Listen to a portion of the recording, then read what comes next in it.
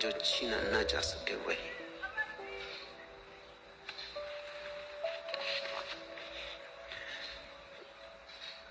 पहली गाथा, मन सभी प्रवृत्तियों का पुरोगामी है,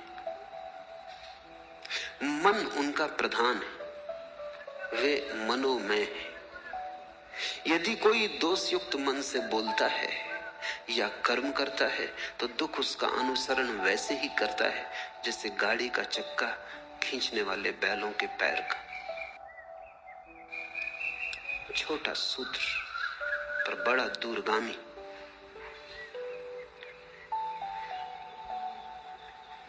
ध्यान रखना, बुद्ध किसी शास्त्र को नहीं दोहरा रहे हैं, बुद्ध से शास्त्र पैदा हो रहा है। मन सभी प्रवृत्तियों का पुरोगामी है।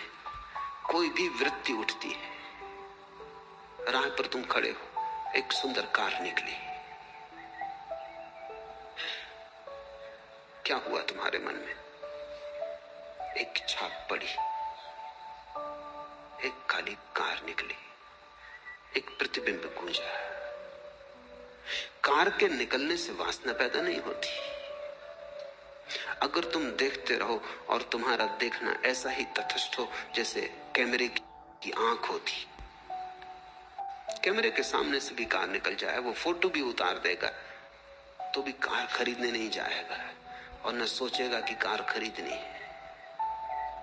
अगर तुम वहां खड़े हो और कैमरे जैसी तुम्हारी आंख है, तुमने सिर्फ देखा, काली कार गुजर गई, चित्र बना गया, एक छाया आई गई, कुछ भी कठिनाई नहीं।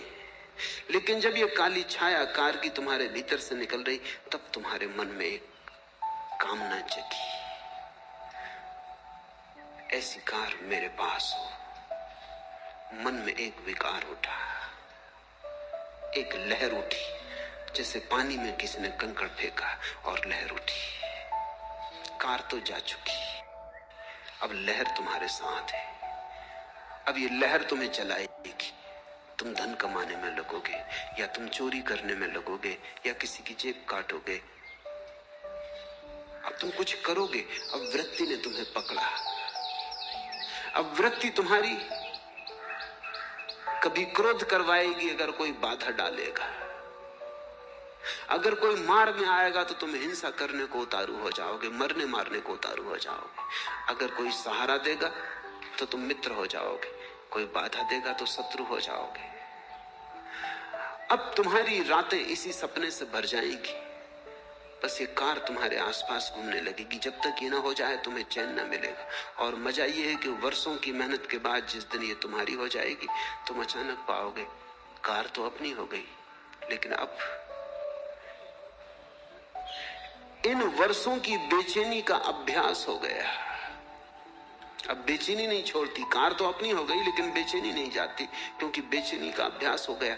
अब तुम इस बेचैनी के लिए नया कोई यात्रा पथ खोजोगे।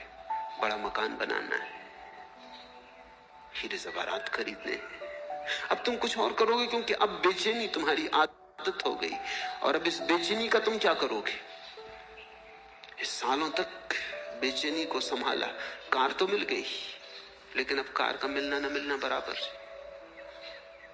अब ये बेचैनी पकड़ गई। इसलिए तो धनी बहुत लोग हो जाते हैं और धनी नहीं हो पाते, क्योंकि जब वे धनी होते हैं तब तक बेचैनी अभ्यास का हो गया उसका। जब तक धनी हुए तब तक चैन से ना रह सके। सोचा कि जब धनी हो जाएंगे तब चैन से रह लेंगे, लेकिन चैन कोई इतनी आसान बात है? अगर बेचैनी का अभ्यास घना हो गया तो धनी तो तुम हो जाओगे, बेचैनी कहां जाएगी? तब और धनी होने की दौड़ लगती और मन कहता और धनी हो जाएं फिर। लेकिन सारा जाल मन का है। बुद्ध ने अपनी एक एक वृत्ति को जांचा और पाया कि वृत्ति मन के सरोवर में उठी लहर है। वृत्ति का मतलब ही लहर होता है। वो मन का कब जाना है। अगर मन निष्कंप रह जाए तो कोई वृत्ति पैदा नहीं होती। अगर मन कब गया तो वृत्ति पैदा हो जाती। फिर कोई फर्क नहीं पड़ता कि किस चीज से कपता है। आज से 2500 साल पहले बुद्ध के समय में कार तो नहीं थी, तो कई नासमझ सोचते हैं कि तब बड़ी शांति थी क्योंकि कार नहीं थी। तो कार की तो चिंता पैदा ही नहीं हो सकती थी। हवाई जहाज नहीं था तो हवाई जहाज खरीदना इसकी चिंता तो पैदा नहीं हो सकती थी। लेकिन तुम गलती में हो, चिंताएं इतनी ही थी क्योंकि किसी के पास शानदार बैलगाड़ी थी, बग्गी थी, वो चिंता पैदा करवाती थी। किसी के पास शानदार घोड़ा था, वो चिंता पैदा करवाता था। चिंता के लिए विषय से कोई फर्क नहीं पड़ता। तुम लहर सरोवर में उठाने के लिए एक कंकड़ फेंको या कोहिनूर हीरा फेंको, इससे कोई फर्क नहीं पड़ता।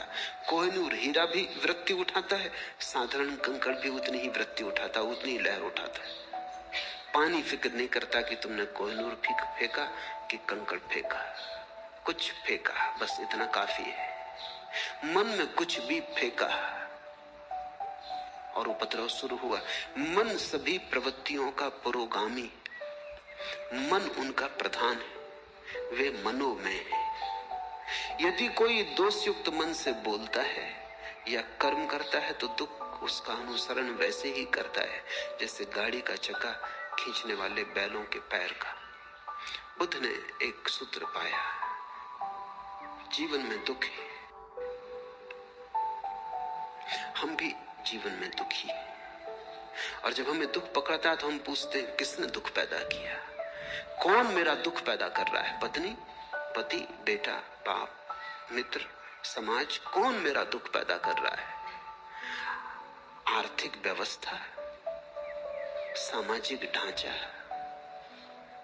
कौन मेरा दुख पैदा कर रहा है? मार्क्स से पूछो तो वो कहता है दुख पैदा हो रहा है क्योंकि समाज का आर्थिक ढांचा गलत है, गरीबी है, अमीरी है, इसलिए दुख पैदा हो रहा है। फ्रायड से पूछो तो वो कहता है दुख इसलिए पैदा हो रहा है कि मनुष्य को अगर उसकी वृत्तियों के प्रति पूरा खुला छोड़ दिया जाए तो वो जंगली जानवर जैसा हो जाता है। दुख पैदा होगा उससे, सभ्यता नष्ट हो जाएगी। अगर उसे संभाला बुझाया जाए, तैयार किया जाए, परिष्कृत किया जाए तो दमन हो जाता है। दमन होने से दुख पैदा होता है। इसलिए फ्रायड ने कहा दुख कभी भी ना मिटेगा। अगर आदमी को बिल्कुल खुला छोड़ दो तो मारकाट हो जाएगी क्योंकि आदमी के भीतर 1000 तरह की जानवरी वृत्तियां हैं। अगर दबाओ, ढंग का बनाओ, सज्जन बनाओ तो दमन हो जाता है। दमन होता है तो दुख होता रहता है, वृत्तियां पूरी नहीं हो पाती। पूरी करो तो मुसीबत, न पूरी करो तो मुसीबत। तो फ्रायड ने तो अंत में कहा कि आदमी जैसा है कभी सुखी हो ही नहीं सकता, सुख असंभव है। फ्रायड और मार्क्स, इनका विश्लेषण ही अगर अकेला विश्लेषण होता तो पक्का है कि आदमी कभी सुखी नहीं हो सकता। क्योंकि रूस में गरीब अमीर मिट गए लेकिन दुख नहीं मिटा। गरीब अमीर मिट गए तो दूसरे वर्ग खड़े हो गए। कोई पद पर है, कोई पद पर नहीं है, कोई कम्युनिस्ट पार्टी में है, कोई कम्युनिस्ट पार्टी में नहीं है। जो पद पर है वो इतना शक्तिशाली हो गया है जितना धनी पुराने दिनों में कभी भी न था, और जो पद पर नहीं है वो इतना निर्बल हो गया है जितना भूखा भिखमंगा गरीब कभी नहीं था। धनी के हाथ में इतनी ताकत कभी नहीं थी जितनी रूस में पदाधिकारी के हाथ में। संघर्ष वहीं के वहीं खड़ा है, भेद वहीं के वहीं खड़ा है। वर्ग नए बन गए, पुराने मिटे। तो कुछ ऐसा लगता है आदमी बीमारी बदलता जाता है। क्रांतियों के नाम से केवल बीमारी बदलती, कुछ भी बदलता नहीं। ऊपर के ढंग बदलते हैं, भीतर का रोग जारी रहता है। सब क्रांतियां व्यर्थ हो गई। सिर्फ बुद्ध की एक क्रांति अभी भी सार्थकता रखती। बुद्ध कहते हैं तुम्हारे मन में ही कारण है। बाहर खोजने गए, पहला कदम ही गलत पड़ गया, अब तुम ठीक कभी ना हो पाओगे। तुम्हारे मन में ही दुख का कारण है। जब भी तुम किसी को दुख देना चाहते हो तुम दुख पाओगे। जब भी तुम दुख देने की आकांक्षा से भरे किसी विचार के पीछे जाते हो तुम दुख के बीज बो रहे हो। दूसरे को दुख मिलेगा या नहीं मिलेगा, तुम्हें दुख जरूर मिलेगा। तुम अगर आज दुख पा रहे हो तो बुद्ध कहते हैं कल बोए बीजों का फल है, और अगर कल तुम चाहते हो दुख न पाओ तो आज कृपा करना, आज बीज मत बोना। यदि कोई दोषयुक्त मन से बोलता है, सोचता है, व्यवहार करता है या वैसे कर्म करता है, तो दुख उसका अनुसरण वैसे ही करता है जैसे गाड़ी जाती तो बैलों के पीछे चाक चले आते। तुम्हारे मन में अगर किसी को भी दुख देने का जरा सा भी भाव है तो तुम अपने लिए बीज बो रहे हो, क्योंकि तुम्हारे मन में जो दुख देने का बीज है वो तुम्हारे ही मन की भूमि में गिरेगा, किसी दूसरे की मन की भूमि में नहीं गिर सकता। बीज तो तुम्हारे भीतर है, वृक्ष भी तुम्हारे भीतर ही होगा, फल भी तुम ही भोगोगे। अगर बहुत गौर से देखा जाए तो जब तुम दूसरे को दुख देना चाहते हो तब तुमने अपने को दुख देना शुरू कर ही दिया। तुम दुखी होने शुरू हो ही गए। तुम क्रोधित हो, किसी पर क्रोध करके उसे नष्ट करना चाहते हो, उसे तुम करोगे या नहीं ये दूसरी बात है, लेकिन तुमने अपने को नष्ट करना शुरू कर दिया। बुद्ध कहते थे क्रोध से बड़ी कोई मूढ़ता नहीं, दूसरे के कसूर के लिए तुम अपने को दंड देते। एक आदमी ने तुम्हें गाली थी, कसूर उसका होगा, अब क्रोधित तुम हो रहे हो, दंड तुम अपने को दे रहे हो, कसूर उसका था। इससे ज्यादा मूढ़ता और क्या हो सकती। उसने गाली दी, उसकी समस्या है, तुम क्यों बीच में आते हो? तुम गाली मत लो, लेने पर निर्भर है, लेना आवश्यक नहीं।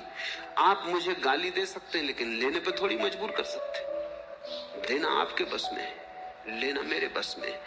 उस मालकियत को मुझसे कोई कभी नहीं छीन सकता। मैं कह सकता हूं कि नहीं लेता, फिर तुम क्या करोगे? तुम्हारी गाली तुम्ही पर लौट जाएगी। तुमने गाली देने के लिए जो तैयारी में दुख भोगा वो भोगा, अब गाली लौटेगी तब तुम जो दुख भोगोगे वो भोगोगे। जब हम किसी चीज को अपने मन के भीतर ले लेते तभी वो सक्रिय हो जाती, और दूसरे से लेने की कोई जरूरत नहीं है। तुम अपने भीतर ही इतने दुख के बीज पैदा करते रहते अकारण। मैं कलकत्ते में एक मित्र के घर मेहमान होता था। उनके पास सबसे बढ़िया कोठी है कलकत्ते में, ठीक कहना चाहिए, अब नहीं। अब एक दूसरी कोठी खड़ी हो गई, पड़ोस में खड़ी हो गई।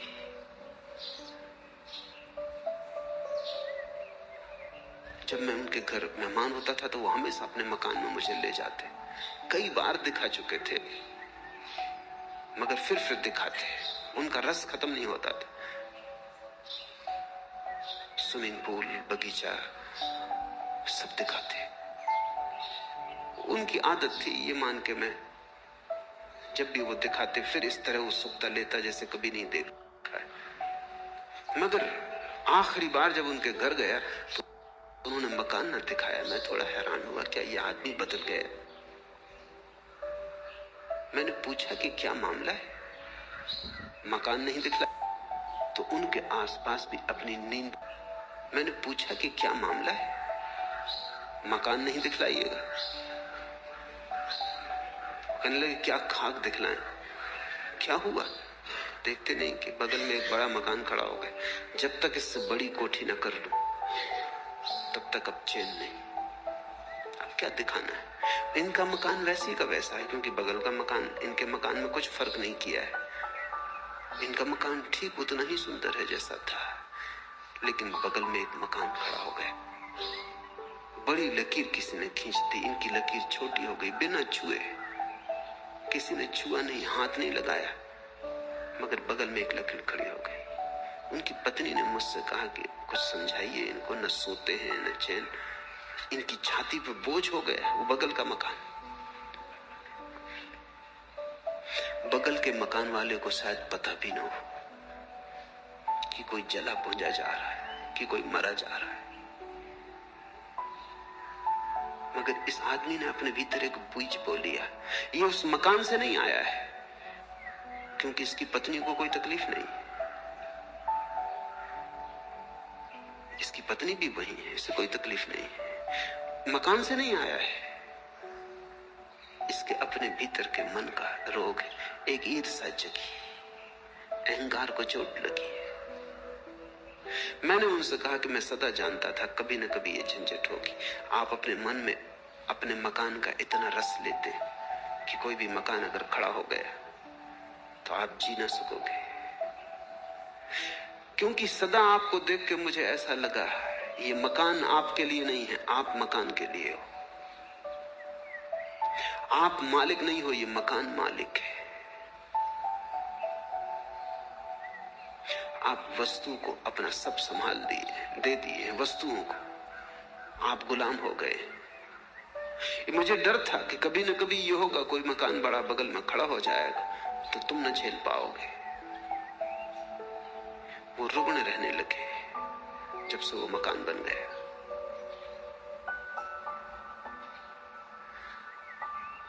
मन में सारा खेल है। यही जिंदगी मुसीबत, यही जिंदगी मसरत, यही जिंदगी हकीकत, यही जिंदगी फसाना। कैसी मन की व्याख्या है,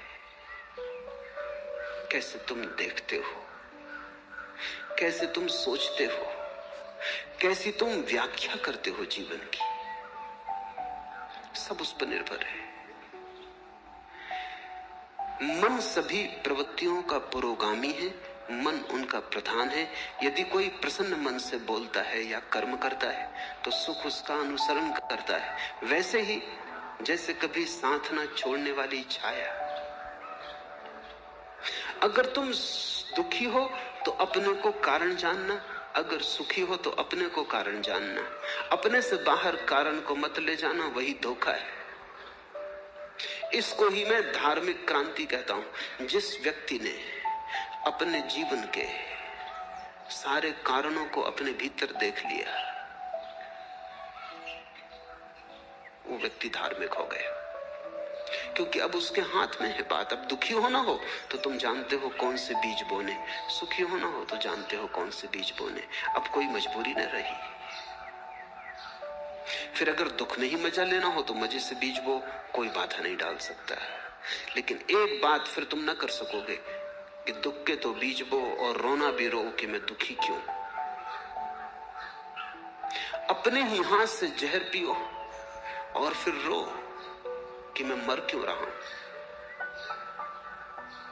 मरना हो मजे से जहर पियो, जीना हो मत पियो। तुम्हारे हाथ है, तुम्हारी प्याली है, तुम्हारा जहर है और तुम्ही को जीना या मरना है।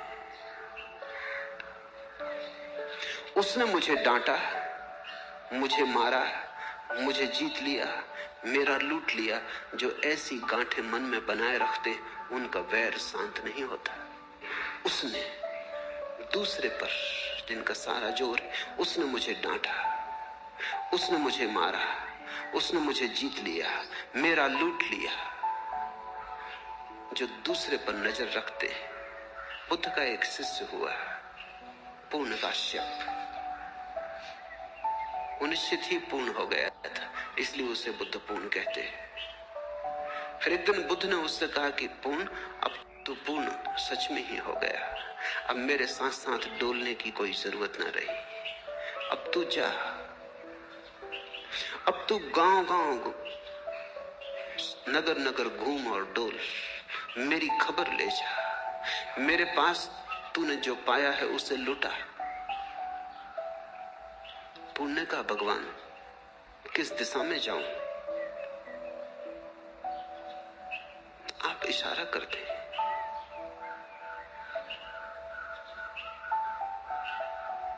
बुद्ध ने कहा तू खुद ही चुन ले, अब तू खुद ही समर्थ है, अब मेरे इशारे की भी कोई जरूरत न रही।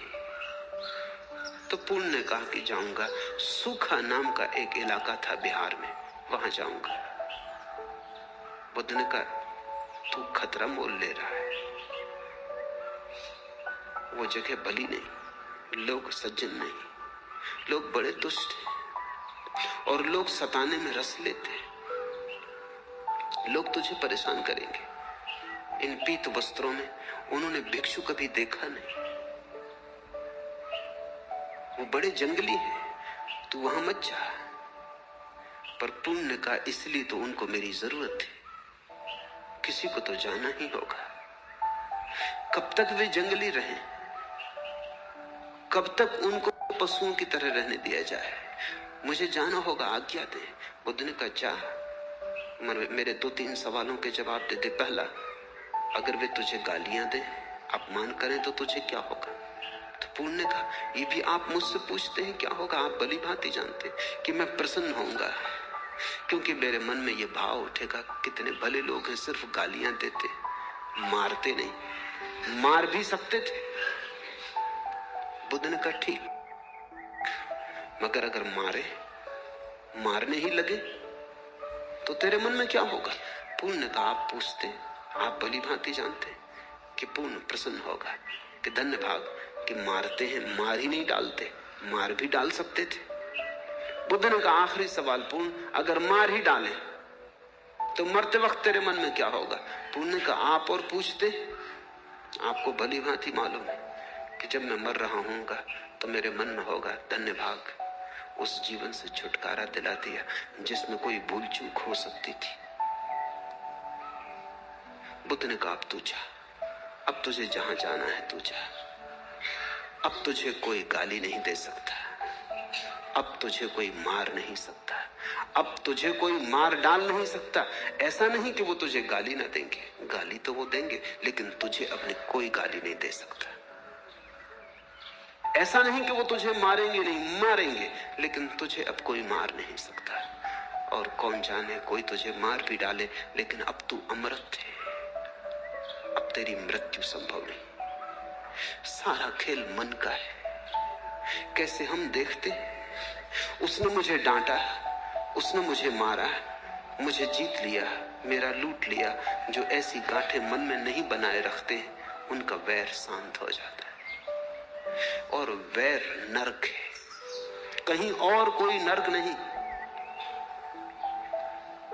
शत्रुता में जीना नरक है। तुम जितनी शत्रुता अपने चारों तरफ बनाते हो, उतना तुम्हारा नरक बड़ा हो जाता है। तुम जितनी मित्रता अपने चारों तरफ बनाते हो, उतना स्वर्ग खड़ा हो जाता है। स्वर्ग मित्रों के बीच जीने का नाम है, नरक शत्रुओं के बीच जीने का नाम है। और सब तुम पे निर्भर है। नरक कोई भौगोलिक जगह नहीं है और न कोई स्वर्ग कोई भौगोलिक जगह है। नक्शों में मत पड़ना। मनोदशाएं, स्टेट्स ऑफ माइंड। जब तुम सारे जगत को मित्र की तरह देखते हो, ऐसा नहीं कि सारा जगत मित्र हो जाएगा, इस भूल में मत पड़ना। लेकिन तुम जब सारे जगत को मित्र की भांति देखते हो, तुम्हारे लिए जगत मित्र हो गया, तुम्हारे शत्रु समाप्त हो गए। और अगर कोई तुम्हारी शत्रुता करेगा तो वो शत्रुता उसके मन में होगी, वो उसकी पीड़ा पाएगा, लेकिन तुम्हें कोई पीड़ा नहीं दे सकता। इस संसार में वैर से वैर कभी शांत नहीं होता, अवैर से ही वैर शांत होता है। यही सनातन धर्म है, यही नियम है। नहीं वैरेन वैरानी समंतीत कुदाचनम, अवैरेन चा समंती एस धम्मो सनातनो। यही सनातन धर्म है। शत्रुता से शत्रुता समाप्त नहीं होती, क्रोध से क्रोध समाप्त नहीं होता, वैर से वैर नहीं मिटता। और जितना वैर बढ़ता जाता है, उतना तुम अपने चारों तरफ अपने हाथों नरक निर्मित करते चले जाते हो। ये जगत तुम्हारी कृति है। तुम चारों तरफ अपना परिवेश बनाते हो। ये बात तुम्हें दिखाई पड़ जाए, ये इशारा तुम्हें समझ आ जाए, तो तुम्हें फिर कोई दुख नहीं दे सकता। तुम्हारा स्वभाव तब सुख हो जाएगा। फैलाओ मैत्री, महावीर ने कहा है, मित्ति में सब भूएसु वैरम मच्छ न के नहीं। मेरी मित्रता सबसे है, सारे विश्व से, सब भूतों से, सब भूएसु, और वैर मेरा किसी से भी नहीं। महावीर के कानों में भी खीले ठोकने वाले मिल गए, पत्थर मारने वाले मिल गए, महावीर को गांव-गांव से खदेड़ कर बाहर निकालने वाले मिल गए, लेकिन महावीर यही कहते रहे, वैरम मच्छ न के नहीं। मेरी किसी से कोई शत्रुता नहीं, उनकी होगी, उनका हिसाब वो जाने। अभी कुछ दिन पहले मैं कहानी कह रहा था कि दो मनोवैज्ञानिक एक ही मकान में, उनका दफ्तर था, रोज सुबह आते, लिफ्ट में सवार होते, अक्सर साथ-साथ सवार होते। वो जो लिफ्ट को चलाने वाला सेवक था वो बड़ा हैरान था। जब भी वे दोनों साथ-साथ जाते तो पहले एक मनोवैज्ञानिक उतरता, 10वीं 12वीं मंजिल पे कहीं।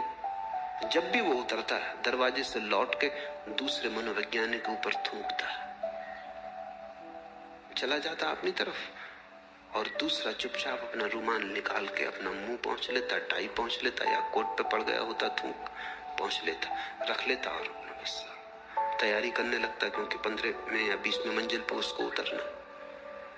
आखिर उस लिफ्ट मैन को और संभालना मुश्किल हो गया। एक दिन उसने कहा कि बात बहुत हो जा रही, ये मामला क्या है, ये आदमी क्यों आपके ऊपर थूकता है? तो उस मनोवैज्ञानिक ने कहा, ये उसकी समस्या है, उसी से पूछो, मेरा इसमें कोई हाथ ही नहीं, ये समस्या उसकी है, उसी से पूछो, बेचारा जरूर कोई ना कोई पागलपन उसे सवार है, मेरा तो कुछ भी नहीं बिगड़ता है, पहुंच लेता हूं, उसकी सोचो, असली तकलीफ वही पा रहा है। थूकने के पहले तकलीफ पाता होगा, थूकते वक्त तकलीफ पाता है, पीछे तकलीफ पाता होगा, क्योंकि समस्या उसकी है, वही कुछ कर रहा है, हम तो केवल दर्शक हैं। अगर जीवन को ऐसे देखने की कला आ जाए तो फिर तुम्हें कोई दुख नहीं दे सकता। दूसरा देना भी चाहे तो ये उसकी समस्या है। और तुम इस भ्रांति में कभी मत पड़ना कि वैर से तुम दूसरों के वैर को मिटा दोगे, कभी कोई नहीं मिटा पाया। प्रेम से ही मिटता है वैर, करुणा से ही मिटता है क्रोध। इस संसार में वैर से वैर कभी शांत नहीं होते, अवैर से ही होते, यही सनातन नियम है, ये बुद्ध के धर्म की आधारशिला है। और थोड़ा सोचो भी कि कौन तुम्हें सुख दे पाता है, कौन तुम्हें दुख दे पाता है, सब तुम्हारे मन का ही हिसाब है। अभी घड़ी भर पहले जो बात सुख देती थी, घड़ी भर बाद दुख देने लगती। अभी जो बात दुख दे रही, घड़ी भर बाद सुख दे सकती है। तुम्हारी व्याख्या, तुम कैसे उस बात को पकड़ते हो, क्या उस बात को रंग देते हो, क्या रूप देते हो। और अगर तुम्हें यह दिखाई पड़ जाए कि कोई दूसरा सुख नहीं दे सकता, तो दुख कैसे देगा? किसने तुम्हें कभी कोई सुख दिया, याद है कुछ? किसने तुम्हें कभी कोई आनंद दिया, याद है कुछ? और जब किसी ने कोई सुख नहीं दिया तो दुख कोई क्या देगा? मैं एक गीत कल पढ़ता था, बात मूल्यवान लगी। डरूं मैं किस लिए गुस्से से, प्यार में क्या था, मैं अब खिजा जो रोऊं, बहार में क्या था। डरूं मैं किस लिए गुस्से से, प्यार में क्या था।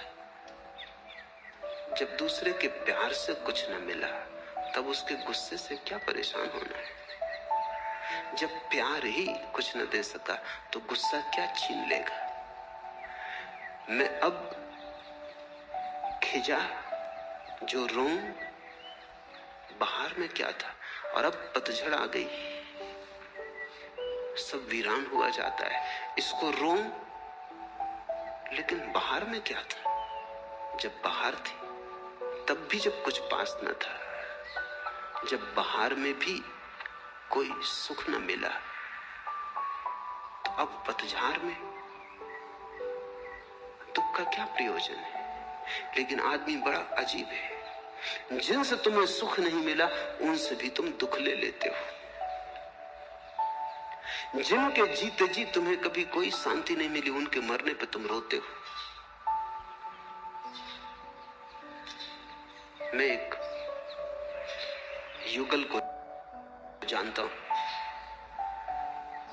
जब तक पति जिंदा रहा, पति और पत्नी निरंतर कलह करते रहे।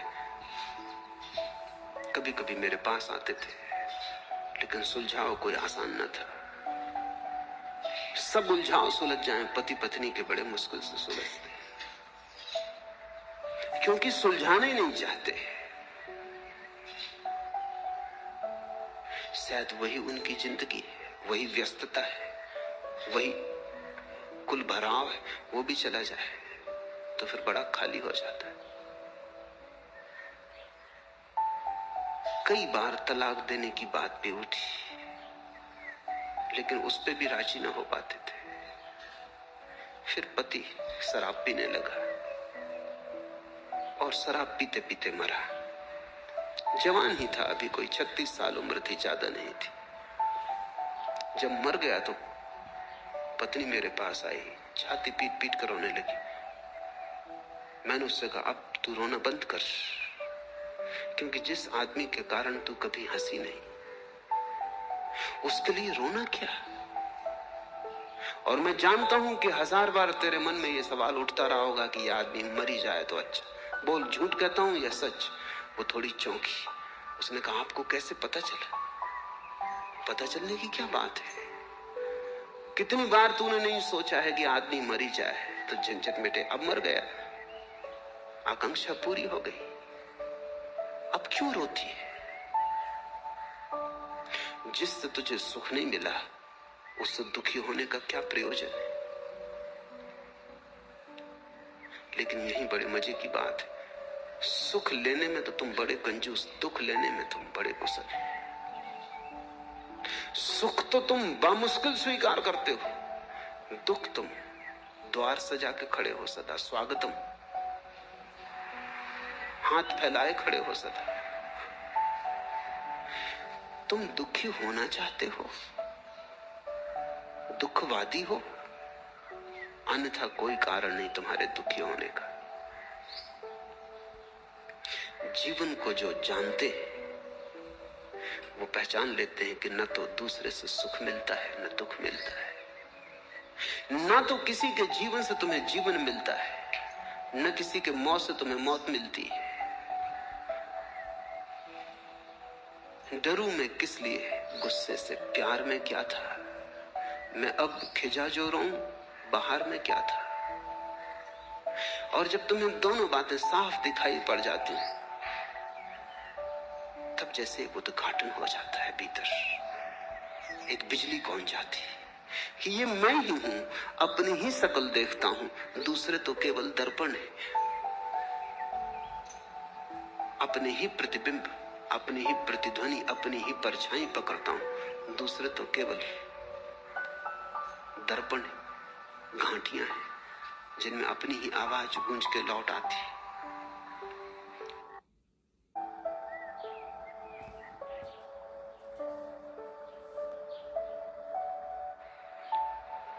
इसे बुद्ध एस धम्मो सनातनो कहते हैं। यही धर्म का सनातन सूत्र है। न परमात्मा, न मोक्ष, न वेद, न आत्मा,